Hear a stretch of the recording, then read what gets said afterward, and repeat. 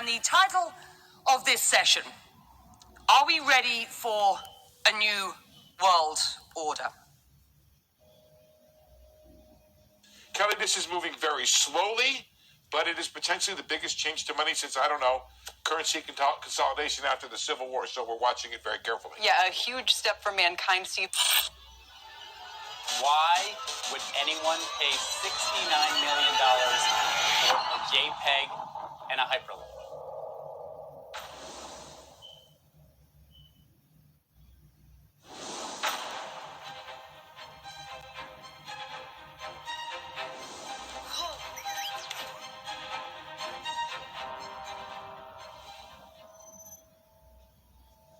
Well, the organizers here are nothing if not ambitious. This is, I think you will agree, a daunting subject for discussion at just after 9 a.m.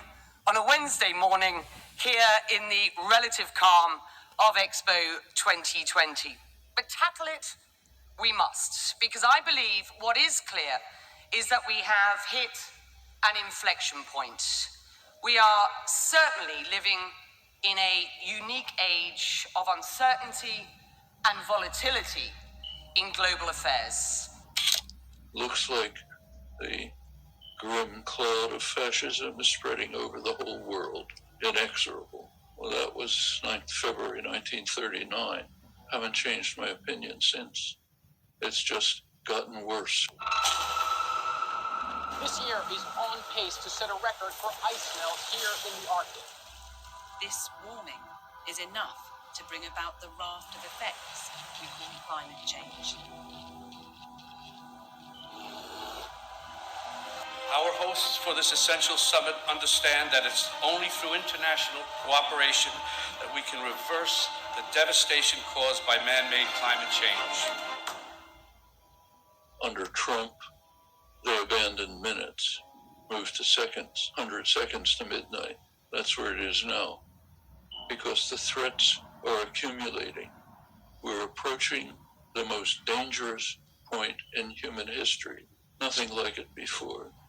We are now facing the prospect of destruction of organized human life on Earth from environmental destruction, and not in the remote future. We are approaching irreversible turning points which cannot be dealt with any longer.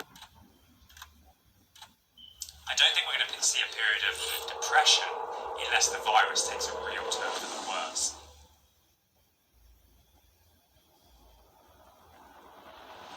It may not be as serious as a depression. There are various shocks hitting the economy at the same time right now. Your Excellency, are you ready for a new world order? And so I think we have to go deeper. And it's not about the US versus China. It's about what underpins a world order is always the financial system. I was very privileged. My father was an advisor to Nixon when they came off the gold standard in '71. And so I was brought up with a kind of inside view of how very important the financial structure is to absolutely everything else. And what we're seeing in the world today, I think, is we are on the brink of a dramatic change where we are about to, and I'll say this boldly, we're about to abandon the traditional system of money and accounting and introduce a new one. And the new one, the new accounting, is what we call blockchain. It means digital. It means having a almost perfect record of every single transaction that happens in the economy, which will give us far greater clarity over what's going on. Put simply, blockchain is a permanent record of transactions linked in order, or a chain to act as a timeline or ledger. And in Bitcoin's case, it's purposely decentralized. Central bank digital currencies can be blockchain-based or not, depending on the design. It also raises huge dangers in terms of the balance of power between states and citizens. In my opinion, we're going to need a digital constitution of human rights if we're going to have digital money.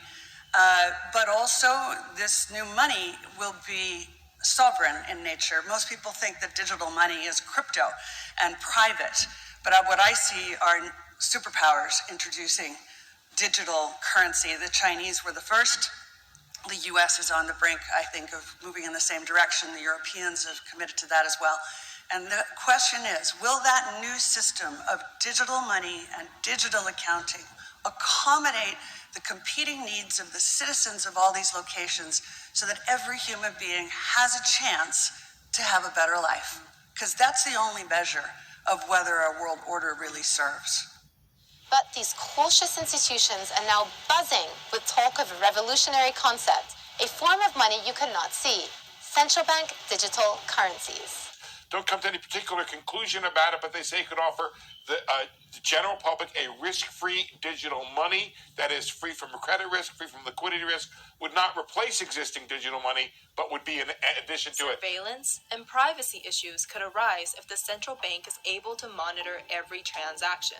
You know, it is being implemented across the world. China's experiment is very large scale. When the world arrives in Beijing next winter for the Winter Olympics, they are going to be using the new digital RMB to shop and to stay in hotels and buy meals in restaurants. The world is going to see a functioning CBDC very soon, within the coming year.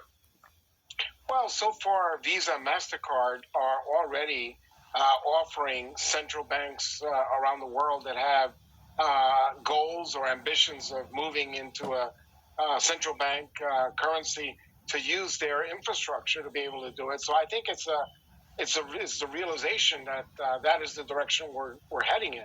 Unlike your savings in a commercial bank, which rely on the bank's promise to fulfill, CBDCs are recognized by law and backed by the power of the central bank, which cannot go bankrupt. For example, if a commercial bank collapses, part of your savings could potentially be wiped out. But this wouldn't be the case for CBDCs, which could be as trusted as cash, as convenient as a payment app, yet also benefit from the same blockchain technology which underpins cryptocurrencies. And, just like cash, CBDCs could be distributed through commercial banks, avoiding too much disruption to the financial system, or the central bank having to deal directly with many millions of citizens and businesses.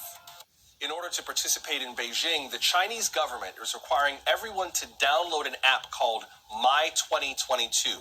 Athletes, journalists, spectators, everyone there must put this app on their phone.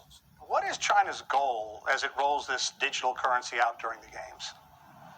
Well, you got to remember that cryptocurrencies pose a threat to the ability of any country to control its monetary policy and therefore its financial system. And these central bank currency, especially the one in China, is sort of an attempt to offset that risk. And I think that I think it's a good idea for any central bank to develop one. And certainly China is the most advanced in this area so far, having started this project as early as 2014. Steve, it's interesting to look at what's happening in China with some of the experiments they've been running with digital currency. It might make it harder for our Fed because obviously China can do more tracking of citizens' use of the currency. They can use monetary tools that our Fed might want to pursue, like putting an expiration date, for instance, on currency when they're trying to stimulate the economy. But it does seem like they'll have to face down concerns on a number of different fronts and maybe clearly delineate what a digital currency can and can't do. You've got that absolutely right. There are major privacy concerns that come with this kind of currency. It also means that for the first time ever, the government will be able to track citizens' transactions in near real time.